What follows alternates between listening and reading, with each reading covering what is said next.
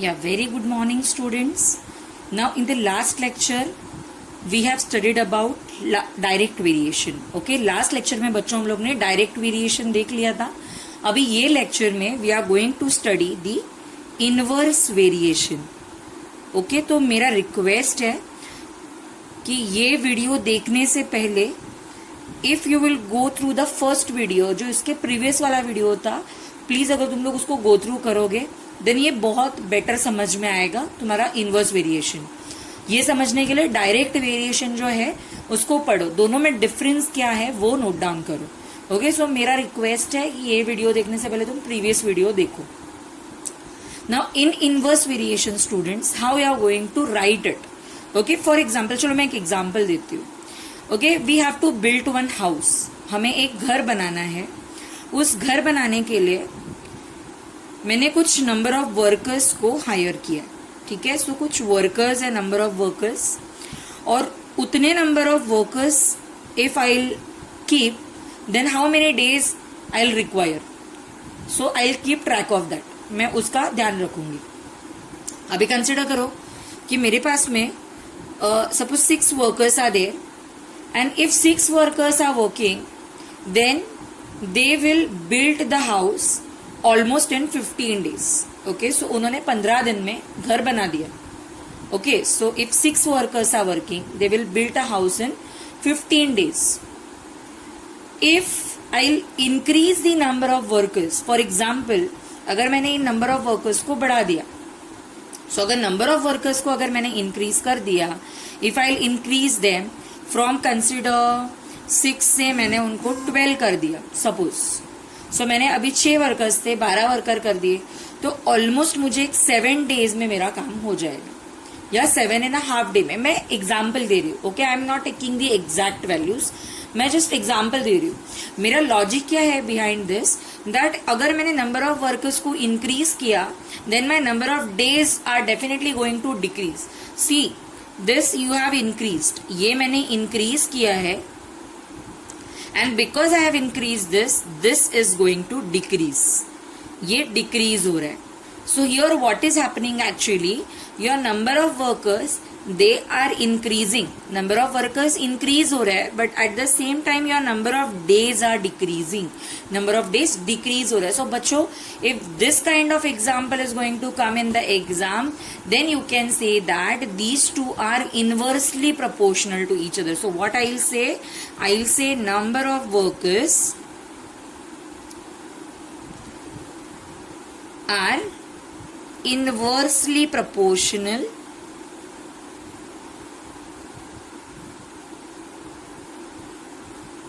to the number of days. Okay, so number of workers जो है वो number of days जो है उससे इनवर्सली प्रोपोर्शनल है. So consider that this is x, suppose consider that this is y, then how I am going to write it. X is inversely proportional to y. Okay, देखो बच्चों, this is x is inversely proportional to, x is inversely, inverse का मतलब होता है reciprocal.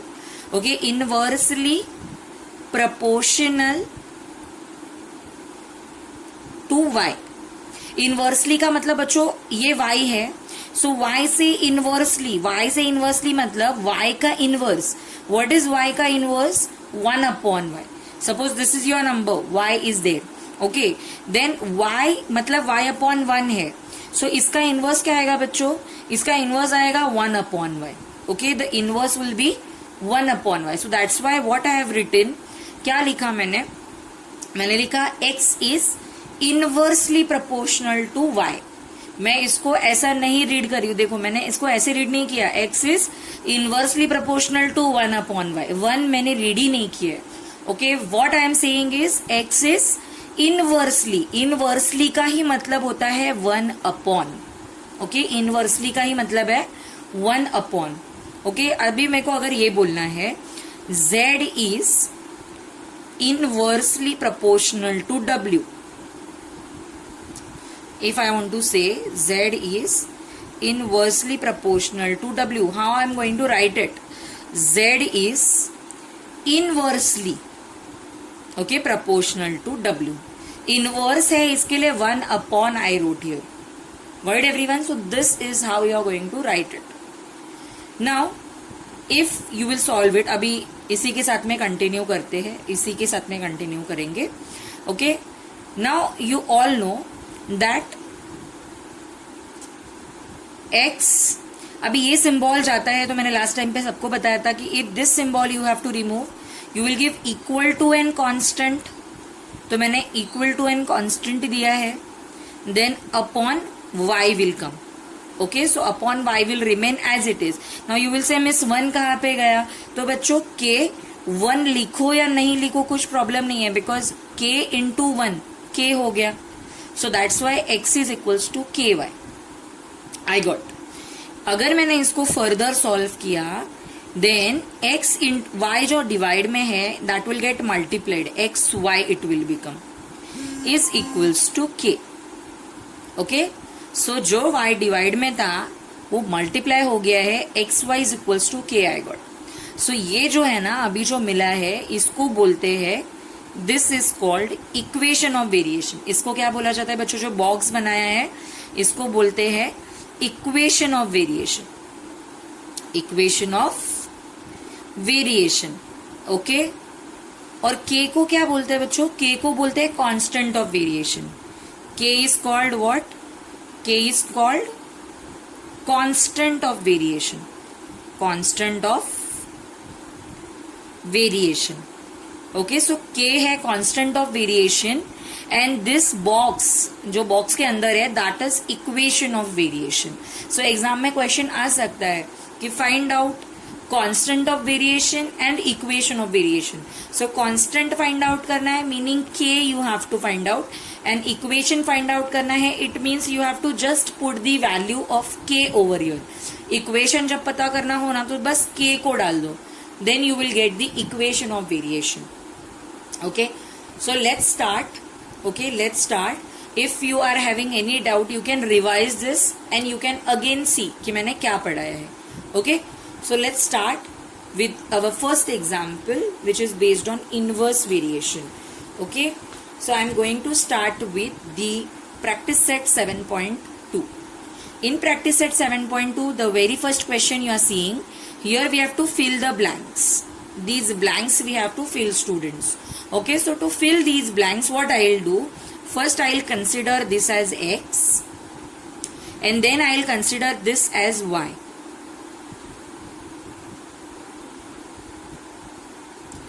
Okay, so what I have done, मैंने number of workers को x assume किया है and number of days को y assume किया है. Okay, and as I told you one more example, the one example which I have given to you all, कि अगर हमारे नंबर ऑफ वर्कर्स जो है और जो डेज है उनमें कौन सा रिलेशन होता है, उनमें इनवर्स रिलेशन होता है. मतलब अगर हम नंबर ऑफ वर्कर्स को इंक्रीज करें तो डेज डिक्रीज हो जाते हैं. ओके, और अगर हम नंबर ऑफ वर्कर्स को डिक्रीज करें, देख लो यहाँ पे नंबर ऑफ वर्कर्स को डिक्रीज किया है, then your days are increasing. You all can see this. तुम्हें दिख रहा है ना, नंबर ऑफ डेज बढ़ते जा रहे हैं, नंबर ऑफ वर्कर्स कम हो रहे हैं. इट मीन्स ये दोनों में ये जो है ये डिक्रीज हो रहा है और ये इंक्रीज हो रहा है. It means these two are in inverse variation. ये दोनों इनवर्स वेरिएशन में है. So what I will write down, x is inversely proportional to y. मतलब नंबर ऑफ वर्कर्स, यहाँ पे लिखती हूँ if you want, number of workers is inversely proportional to days. Okay, all this they want to say. Now after this what you will do, इसके बाद में we will form a equation. So यहाँ पे ये symbol जाके k आ जाएगा. k आ गया यहाँ पे, k वन जा k upon y. Okay, k क्या है? k is a constant of variation. k is your constant of variation. Then what you will do, this y will get multiplied over your x into y is equals to k. This is the equation of variation. What you will call it as? This is the equation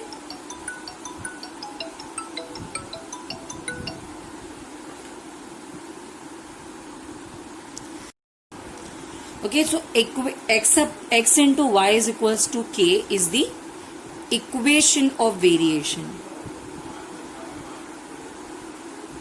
Now what you will do here, first we will put the values. Okay, कोई भी जो value है जो तुम्हें given है, जैसे ये दोनों पूरे दो वैल्यूज गिवन है, सो इन दैट ये फर्स्ट वाले दोनों वैल्यूज डालो या सेकंड वाले दोनों वैल्यूज डालो, कोई भी चलेगा. सो what I will do, I will put x is equals to 30. okay, x is equals to 30 and y is equals to 6. अगर x is equals to 30 डाल रहे हो तो y is equals to 6 ही डालना पड़ेगा. okay, you cannot put 9. अगर ये 30 डाला है तो तुम 9 नहीं डाल सकते. okay, so you have to take only one appropriate जो corresponding pair है, that you have to take. okay, so इसमें we will put this 30 multiply by 6 is equals to k. so 36 are 180. so ये जो k का value है we got it equal to 180. okay, k is equals to what, k is equals to 180. now what we will do students, ये जो k का value है यहाँ पे सब्स्टिट्यूट कर देते हैं. ओके, इसमें इसी में मैंने पहले x एंड y डाला, I got k. अभी मैं क्या कर रही हूँ, अच्छे से सुनो, अभी मैं क्या कर रही हूँ, मैं सिर्फ k सब्स्टिट्यूट कर रही हूँ. Now only I am substituting k. चलो इसको चाहिए तो 1 दे देते हैं. This is your equation number 1. Okay, so what I will do, I will put k is equals to 180 in equation 1. Equation 1 में डालेंगे. ओके, सिर्फ k is equals to 180. x and y you don't have to put. Okay, so I will do x into y is equals to 180. okay, so done. now I'll do this calculation. okay, ये वाला calculation करेंगे. यहाँ पे x हमें पता नहीं है, we have to only know the value of y, that is 12. so what I'll do, I'll put y is equals to 12. okay, y is equals to क्या डालेंगे, 12. so चलो पुट करते हैं, x into 12 is equals to 180. now x as it is 180 upon 12 multiply by 12 becomes divide by 12. so I'll get the value of here x. okay, so x का value आ जाएगा. so 12 से let's divide 180. 12 ones are 12, 12 fives are 60. okay, so we will get 15 here. so I got the value of this blank which is equals to 15. okay, so let me show you one more example of this kind. इस तरीके का और एक example जो है हम लोग देखते हैं.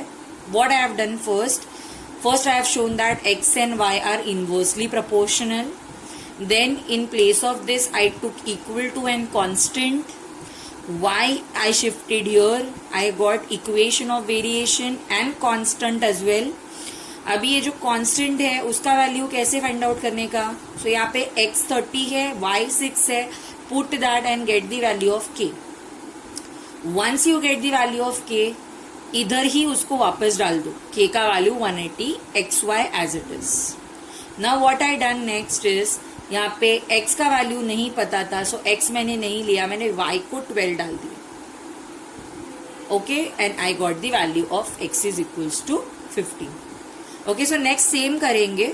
अभी हम पुट करेंगे, ये देखो नेक्स्ट पेयर है, यहाँ पे x गिवन है. So what I will put x is equals to 10. Okay, in what, in equation 1. So let's put it. Equation जो 1 है इसमें डालेंगे. इक्वेशन 1 ये है, x y is equals to 180, right. So इसमें डालते हैं x इज 10, राइट. x का वैल्यू 10 है, multiply by y is equals to 180. y as it is 180 upon 10.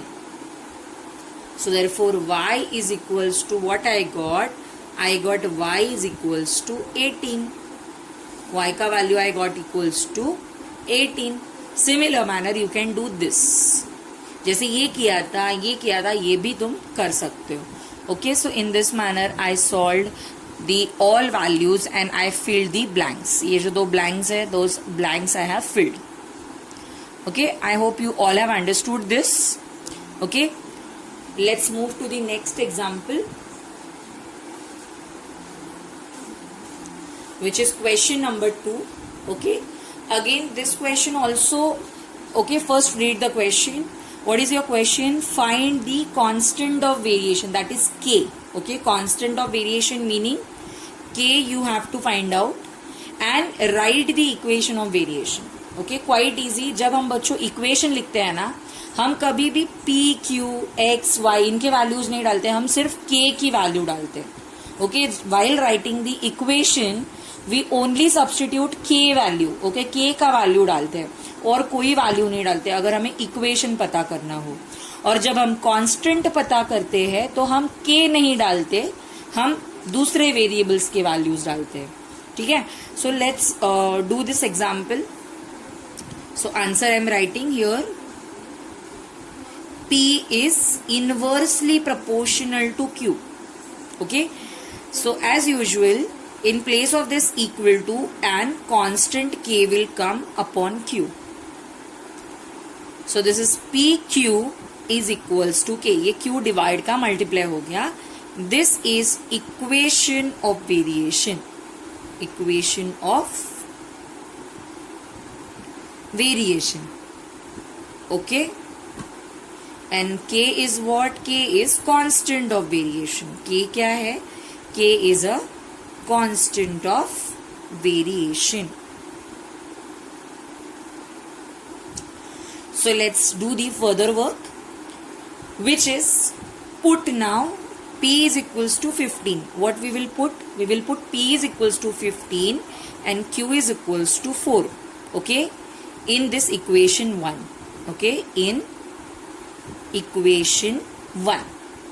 So if I'll put this, what I'll get? 15 multiplied by 4 is equals to k. So I got 60. K is equals to, so therefore k, which is the constant of variation. Okay, so what we got first? We got constant of variation. Constant of variation का value मिल गया है. Constant of variation का value है 60. Okay, so constant of variation I got, which is equals to 60. Now what we want is equation of variation. So जैसे मैंने बोला बच्चों, equation of variation find out करते टाइम ये नहीं डालना है, इनका वैल्यू बिल्कुल नहीं डालना है जो 15 और 4 है, बस k सब्स्टिट्यूट करना है. इक्वेशन के टाइम पे सिर्फ कांस्टेंट डालना होता है. Okay, so what I will put k is equals to 60 in equation 1. सिर्फ k का वैल्यू 60 डालना है. So P Q is equals to 60. This is the equation of variation. ये क्या है? ये है तुम्हारा equation of variation. Okay, so in this manner you can solve any example. If you want to find out constant of variation तो इस तरीके से करना है, and if you want equation of variation, so जो k का value आया है that you have to substitute in equation 1 and you will be getting your equation of variation. Okay, let's do the next example, which is this. Second one is homework. Okay, second one मैंने तुम लोग के लिए homework रखा है. So second one you can take for homework. Third मैं solve कर रही हूँ because ये थोड़ा सा difficult है. So this is your answer. S is inversely proportional to t square. Okay, so as usual इसके जगह पे equal to and constant k will come upon t square. Okay, now s divide वाला t square will become multiply by t square is equals to k.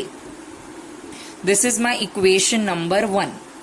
Okay, इस तरीके का is equal to k मिला, वो है तुम्हारा equation 1. अभी हम इसमें क्या करेंगे? हम इस पे पुट करेंगे s is equals to 4 and t is equals to 5.